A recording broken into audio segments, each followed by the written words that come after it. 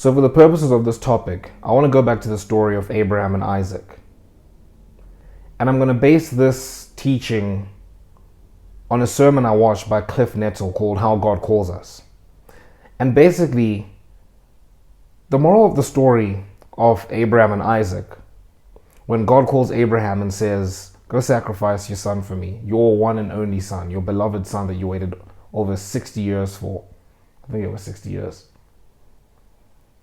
The moral of the story is that we should not put anything above God. God should be the number one priority in our lives.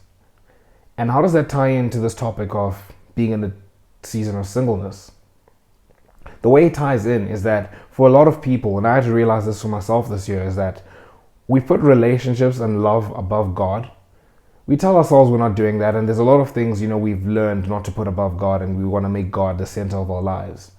But quite genuinely, if we're to ask ourselves, we know that we're putting relationships above God. And that's kind of what being in a season of singleness can be about. When God is just saying, okay, cool, my child, I understand what you want. It is a desire I created. Like God created that desire for love. It is not a bad thing at all. But God is kind of just like, just chill. You're kind of putting it above me, and I guess the litmus test for this would be asking yourself, if God was to come, like I've seen TikToks like this where it's like, oh, I don't want the rapture to come before I have a wife or a husband. And I've been the same, I've been the same all my life. I was like, bro, please, like, Jesus, if you're going to come, just wait for me to have a family first, please. I beg, right? And that in itself is a problem. Because if we're truly putting God first in our lives and above everything else in our lives, you'd be excited for rapture to come, bro, because you're like, oh, I get to be with Jesus forever now. And you're putting like God above your relationships. But, for a lot of us, we're putting relationships above God, and we kind of just need to chill, while we're in a season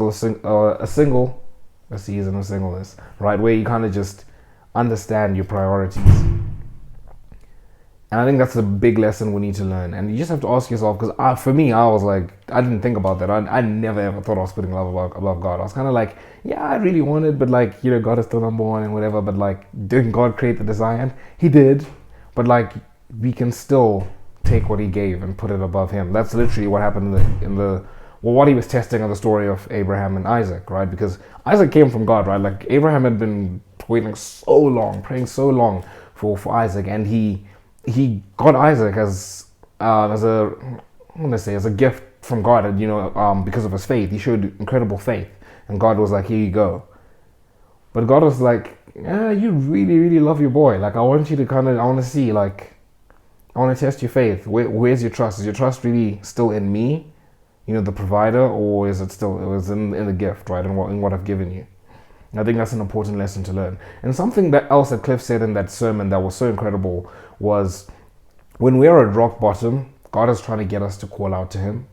So if you feel like you're at rock bottom, just meditate on that for a second, right?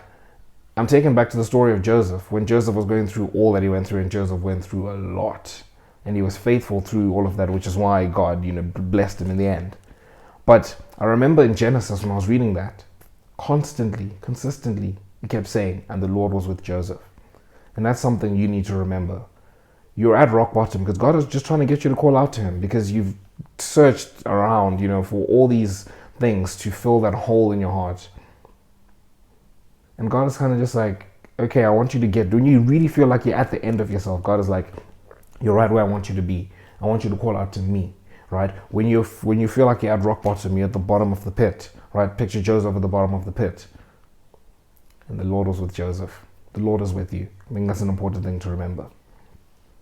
A second point I want to touch on in this topic is the kind of relationship we have with God. And it's something that completely changed the way I view my relationship with God a while ago. My friend told me, he said that our relationship with God is more like a toddler-parent relationship, not like a teenager-parent relationship, the way we kind of see it, right? And this is kind of what Jesus means when He says, if you're not like a little child, you will not get into heaven. What is the nature of a relationship between a toddler and a parent, right? It is the toddler is very, very dependent on the parent, and the toddler knows that. So, I like to use this analogy. I use it all the damn time. I use it all the time. You would have heard it, right? So the child has an ice cream, and for whatever reason, the child thinks, I want to dip this in the swimming pool because it's going to taste nice or whatever. The parent's like, You're not doing that because, obviously, like, child's going to get sick and everything. So parent takes the ice cream away. Toddler starts crying. Toddler doesn't understand why. He'll cry. Like, the toddler will cry. He'll look up to the parent and cry and be like, why? Why are you doing this to me? Why are you hurting me? Right?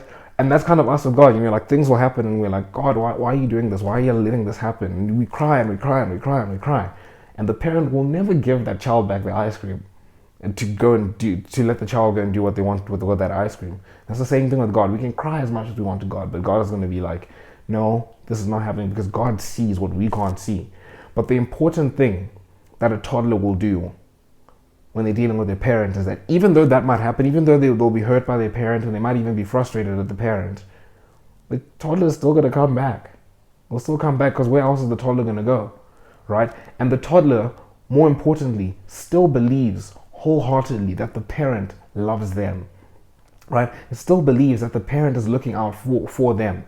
Even though the toddler knows that they don't understand. I don't understand why my parent just did that, but I still trust that my parent cares for me, because they are all I've known, right? Like, they're literally the only person like who's cared for me from like the moment I've been born, right? I need them.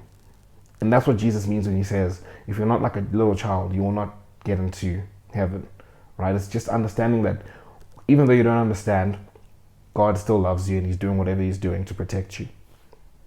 But yeah, that's all I got for this topic. You guys let me know what you think in the comment section below. And until next time, see you boys.